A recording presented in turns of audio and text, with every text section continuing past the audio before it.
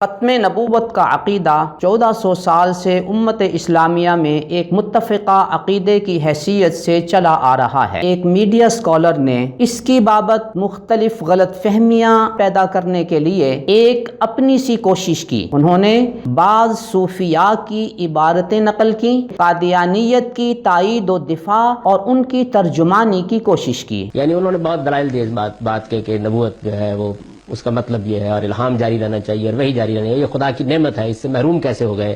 بنی اسرائیل میں تو سب لوگوں کو ہوتا تھا، محمد رسول اللہ کی امت کیوں محروم کر دی گئی؟ یہ تھی وہ ترجمانی جو موصوف میڈیا اسکالر نے غلام قادیانی کی اور اس کا ملبہ حضرات صوفیاء پر ڈالنے کی ناکام کوشش کی۔ آپ نے یہ جو کچھ کہا قادیانیت کی زبان بولتے ہوئے، آپ نے اس کا ملبہ صوفیاء کرام پر ڈالنے کی کوشش کی اور صوفیاء کے کلام کو بنیاد بنایا۔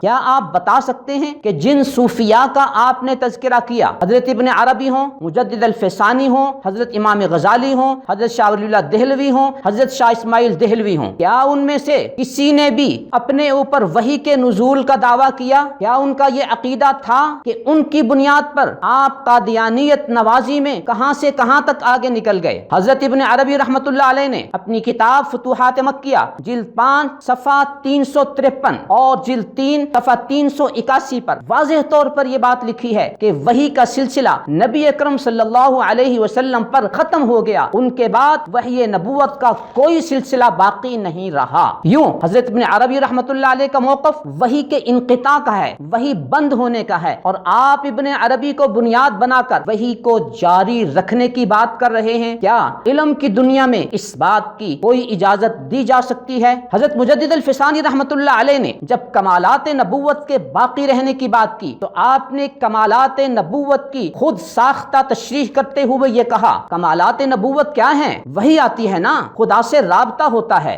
لیکن اس منصب کے کمالات کیا ہیں؟ وہی آتی ہے نا، الہام ہوتا ہے، خدا سے رابطہ ہوتا ہے۔ کیا ہم علم کی دنیا میں آپ سے یہ پوچھ سکتے ہیں کہ حضرت مجدد الفسانی رحمۃ اللہ علیہ نے کمالات نبوت کی یہ تشریح خود کہیں کی ہے؟ اگر نہیں کی تو یہ ان کی ترجمانی نہیں، آپ کے خود ساختہ مفہوم کی روشنی میں آپ قادیانیت کی ترجمانی کر رہے ہیں۔ نیز کمالات نبوت کے حوالے سے حضرت مجدد الفسانی رحمۃ اللہ علیہ کے مکتوب نمبر 301 اور ان کے صاحبزادے خواجہ محمد معصوم رحمۃ اللہ علیہ کے مکتوبات میں سے مکتوب نمبر 192 اور قاضی ثناء اللہ پانی پتی رحمۃ اللہ علیہ نے سورہ نساء کی تشریح کرتے ہوئے اپنی تفسیر مظہری میں واضح طور پر یہ بتایا ہے کہ حضرات صحابہ کرام رضوان اللہ تعالی علیہم اجمعین کو کمالات نبوت حاصل تھے، اکثر تابعین کو حاصل تھے، بعض تابعین کو حاصل تھے، لیکن کیا ان میں سے کسی نے کمالات نبوت کی بنیاد پر اپنے اوپر وحی نازل ہونے کا دعویٰ کیا؟ کیا کسی کا یہ موقف تھا کہ نبی اکرم صلی اللہ علیہ وسلم کے بعد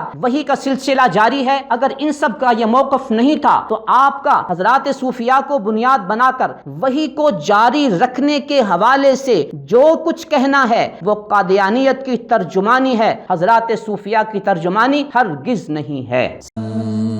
نظروا لطيبة ونور طه يسطعون